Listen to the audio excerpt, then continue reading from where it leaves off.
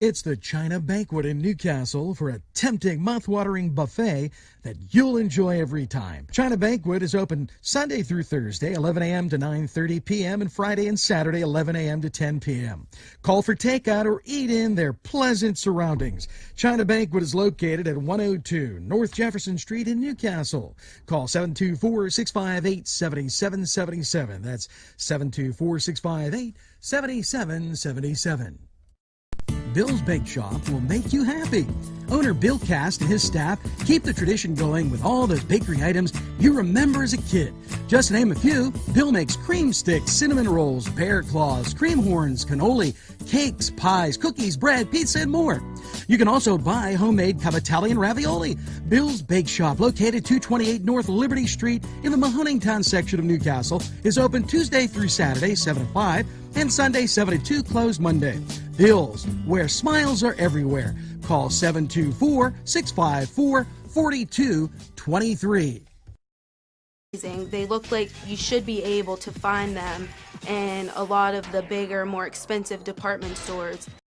Our scarves, our shrugs, and our Say No More shirts are exclusive to Inspire Tees. We want to give you apparel that is pretty, sexy, flirty, and makes you look like the woman you are meant to be.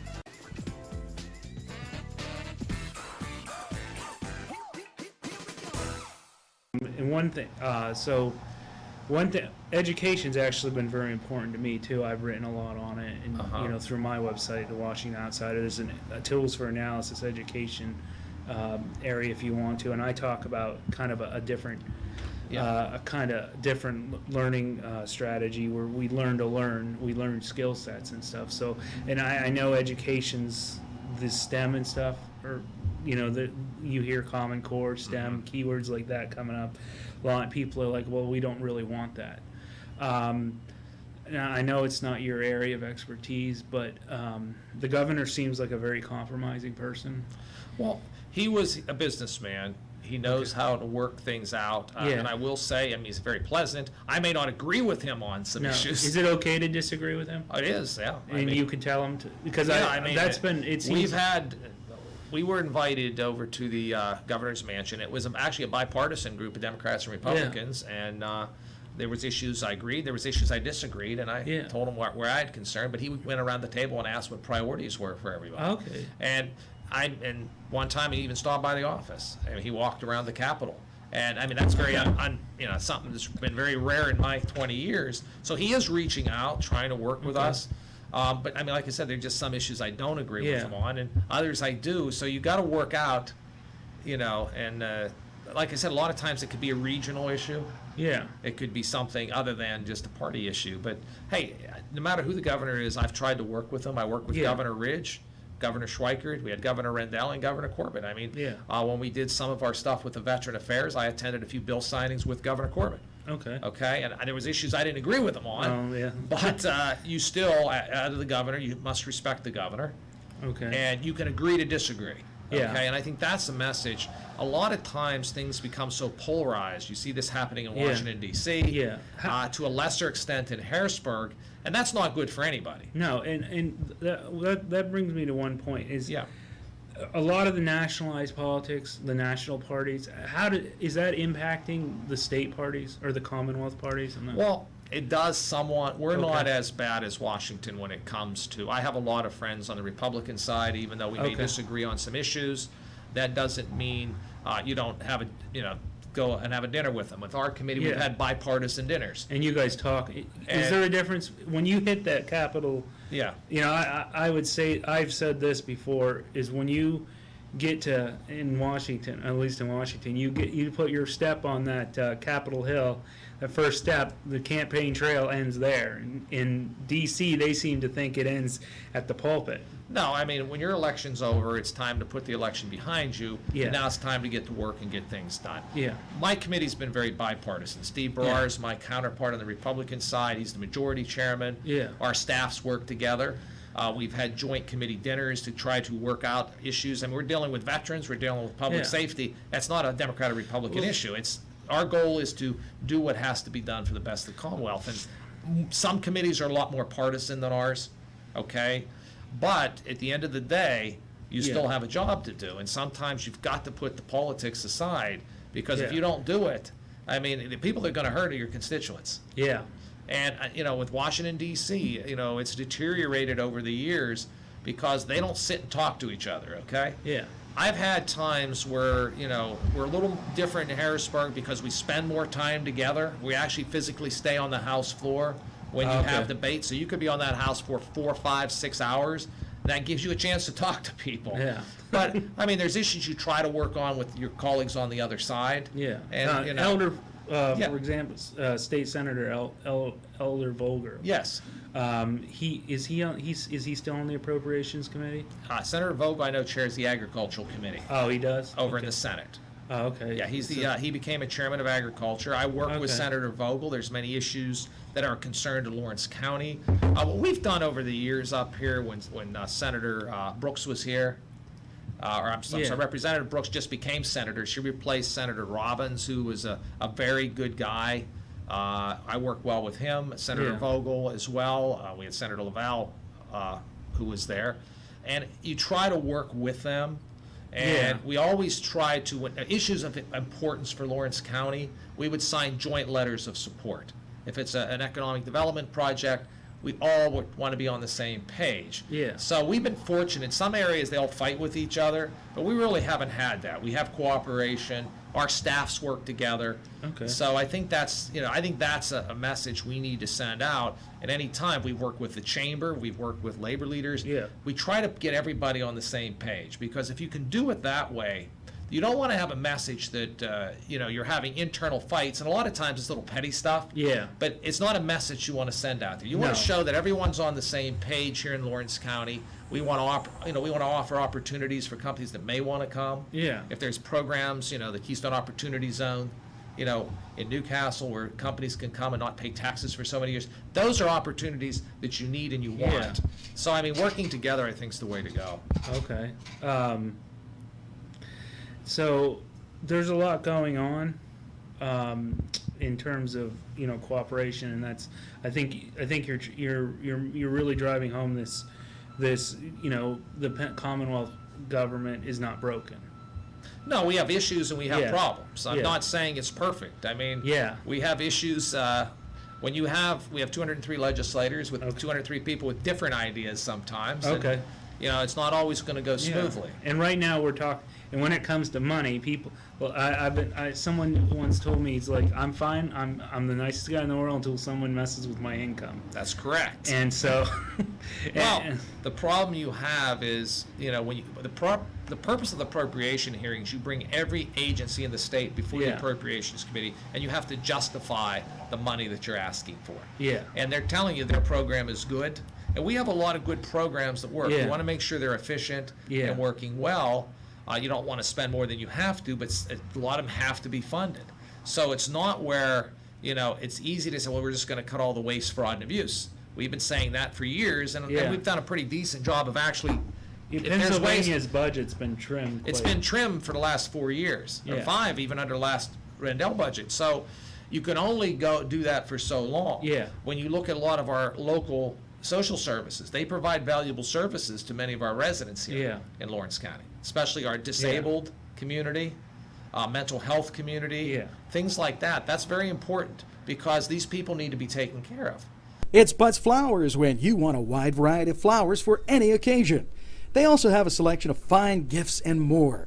Butts Flowers is conveniently located in downtown Newcastle at 120 East Washington Street. Call Butts Flowers at 724-652-7727 or toll free from anywhere, 1-800-443-7726. It's Butts Flowers in downtown Newcastle. The Beanery Depot and Deli. Coffee, made-to-order subs, snacks, and more. Meatball sandwiches, fresh and hot.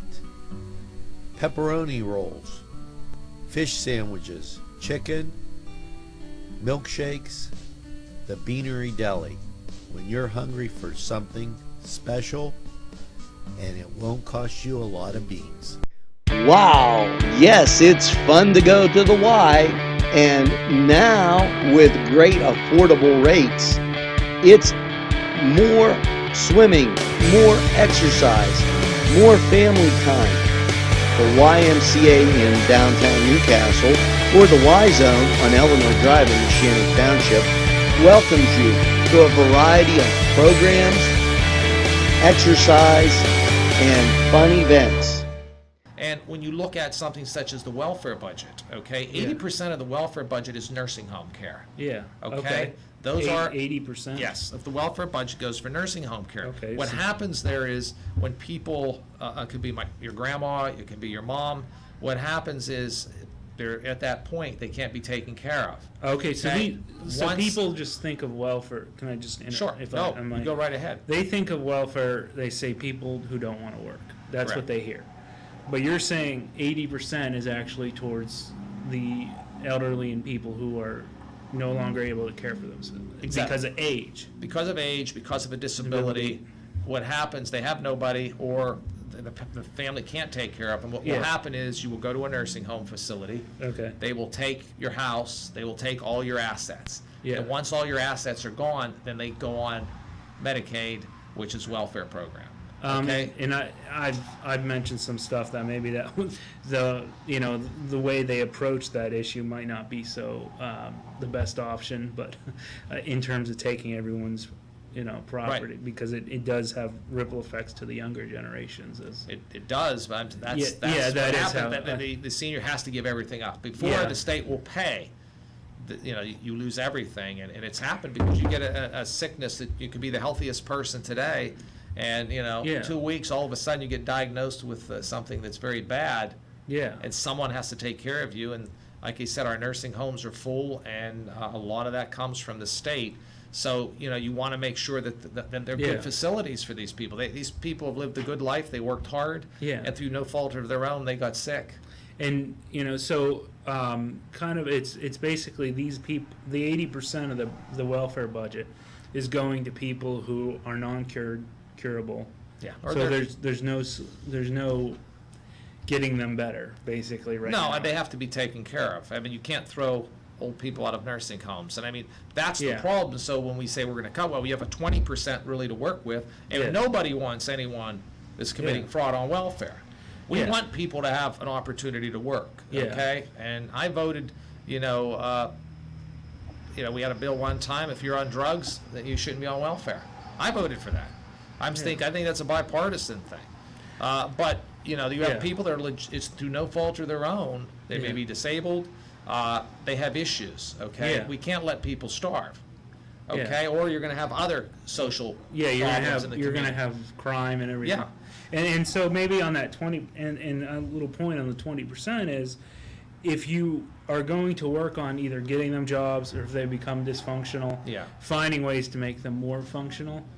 That's going to involve not eliminating the programs. It's going to involve either, doing economic development or creating new problems that address their dysfunctional behavior, the mental health. Right. Well, we did years ago, my first term in office, we eliminated able-bodied people from the welfare program. Okay. So if you're able-bodied, you cannot collect welfare in Pennsylvania. Did that kind of have a backlash with the Great Recession? Not as much when we did it because the economy was very strong back in the 90s. Okay, but has it since? Not a whole lot. I mean, welfare is still there for women who have babies. Okay. You take care of the kids and things like that. What about mental illness? Like if someone's schizophrenic, Mental illness was a problem when they shut down the state homes. Yeah. And that threw a lot of people into the mainstream, and that was an issue. Have we addressed that at all? Not to the extent they should. They need to. I mean, our social services. That's why our human services are so overworked. Yeah, because they haven't. Yeah. So in reality, this the budget cutting, you're causing other problems like you see in mental illness, them going to jail, getting mistreated, creating more problems. It's when you cut things, you could be there's things that can be cut, right? And then there's things that if you cut them, there's ripple effects that can cost even more. A lot of times, especially when it comes back to the local county, and when it comes back to on the local end of it. I mean, and as far as state employees, we're down. I mean, a lot of our state agencies have the lowest complement of employees they've had in years. Okay, so but their work hasn't gone down. The work has gone up, and that's an issue. They're not replacing people when they're gone, and especially at the welfare office, our vital records here. I mean, these people do a great job. They need help, and we're working to try to get some of that resolved. But I'm just saying is so. When people want services, not everyone's on the internet, okay? Especially when you have a community with a lot of... Hi, friends. I'm Gary West. And whether you find Augustine's Pizza at your local grocery store or at their restaurant in Newcastle, the folks at Augustine's Pizza hope that their pizza is always your first choice for any and all occasions. It could be you, it could be me, it could be everything we see. Given the day, given the time, given the moment. It could be you, it could be me, it could be everything we see. Given the day, given the time, given the moment. Some of it comes. Don't lie around like the winter snow. Bring in the NCTV45.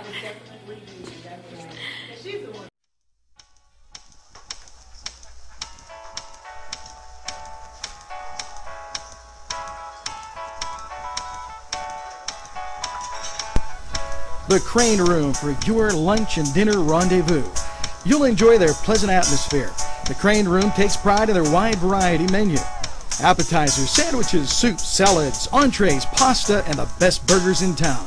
Newcastle's best selection of domestic, import, and craft beers from around the world, and the Crane Room features a 35-tap draft system. Ask about their daily specials that will please you every time. The Crane Room is located at 3009 Wilmington Road in Neshannock Township. Call 724-656-1553.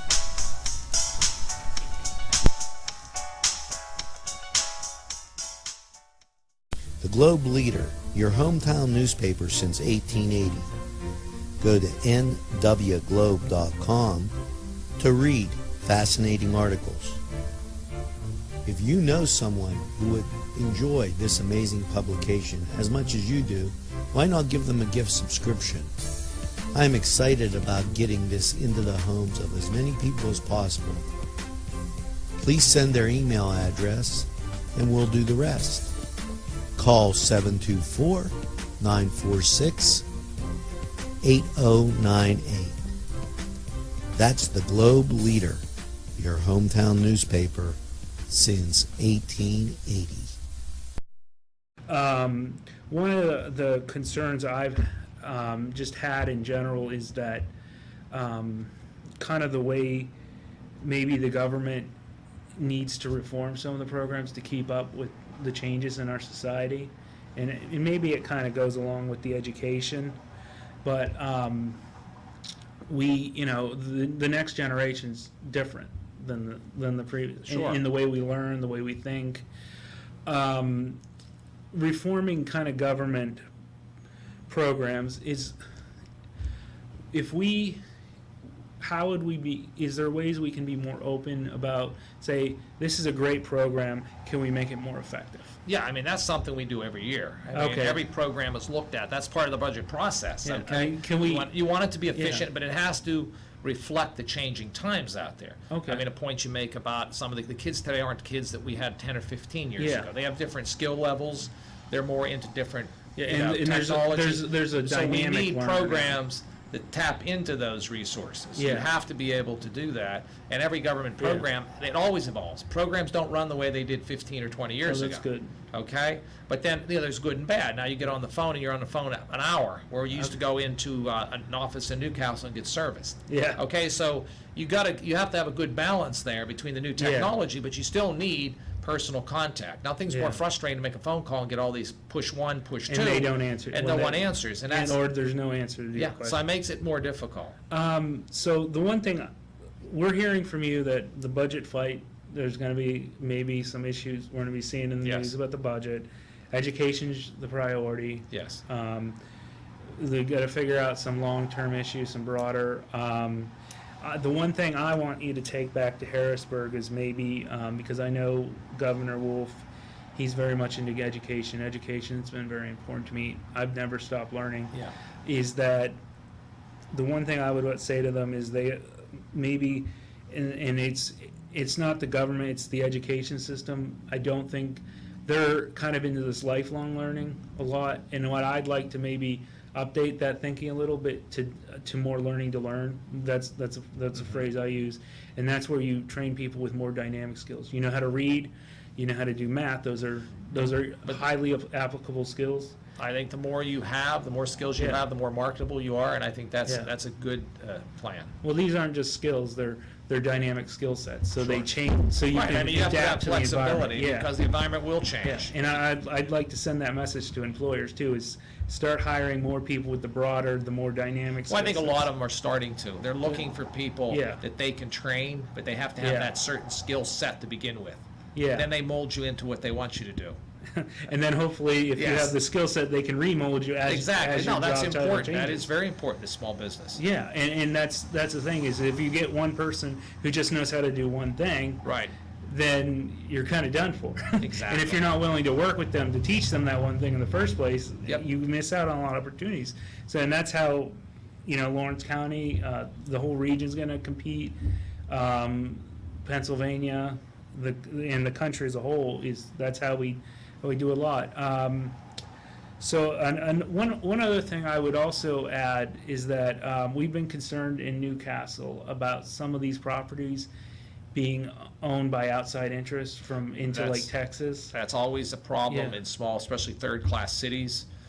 We passed a bill a couple years ago, give more teeth to some of our laws to let your local officials go after abandoned properties and absentee landlords. If that causes issues and that causes problems. Okay. I mean, you've got to, they have no interest when you have someone who owns a house and they're in Texas.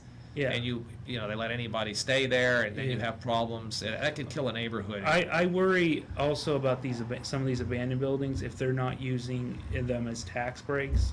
Yeah, I mean we've got to give the local authorities and governments the ability to go after them, and I mean I think that's always been a priority. And third class, Newcastle's not alone. This happens in all third class cities because the economics have changed. The key is to get some revitalization. When you get people working and they take more pride in their property. I would maybe a solution we could look at would be on the federal level if they're using it as a perverse tax incentive. Could the state help maybe the localities get some more leverage by giving them the ability to compensate for that tax? The state's revenues are limited. We have to have a balanced budget, and that's when you get into the budget. Well, I mean, this would be like if you're getting a tax discount at the federal level for having a building that you leave empty as a liability on your taxes, can maybe I would like to see the localities be able to say, okay, well then we're going to just charge you that tax at the local level. Well, you can change the tax structure, and you should not have incentives to leave buildings empty. Okay. But that's a federal issue. We need our Congress to change the IRS rules. Well, I was hoping Newcastle could get some help from the Commonwealth. Well, the Commonwealth would be willing to help, which we can do, but a lot of that you have to do at the federal level. Okay. All right. Well, thank you for coming, All right. Chris Sainato. Thank you. I enjoyed the time we spent together. It's we'll do in the future. Very productive. Hopefully we can have more of a conversation. This has been Focus NC with Matthew Geiger on NCTV45 and guest State Representative Chris Sainato. Thank you for joining us. Have a pleasant day.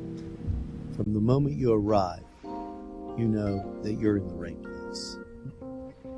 Dr. John Wrightson listens first. He pays attention to detail and then makes the determination. Joshua Sun Rehabilitation. We make the pain go away. The Cedars is a great restaurant with outstanding Mediterranean food. The Cedars takeout menu is second to none, featuring pizza, stromboli, hoagies, their famous lamb on the rod, and so much more. So when you're hungry and you want that Newcastle taste, make it Cedars. Now with 2 locations in Newcastle, 827 Addis Street on the east side and 1101 Highland Avenue. Call Cedars East 724-658-9260 or Cedars North 724-652-7657. Everyone goes to Pizza Joe's, and you've heard that friendly slogan for many years, and it's just as true today as it was when you first heard it. Watch the game right here on NCTV45 and then head over to Pizza Joe's. Pizza Joe's provided a grant for this podcast. Yeah, they have many great locations: State Street, Highland Avenue, Croton, and Shenango. It's your local pizza place. Everyone goes to Pizza Joe's.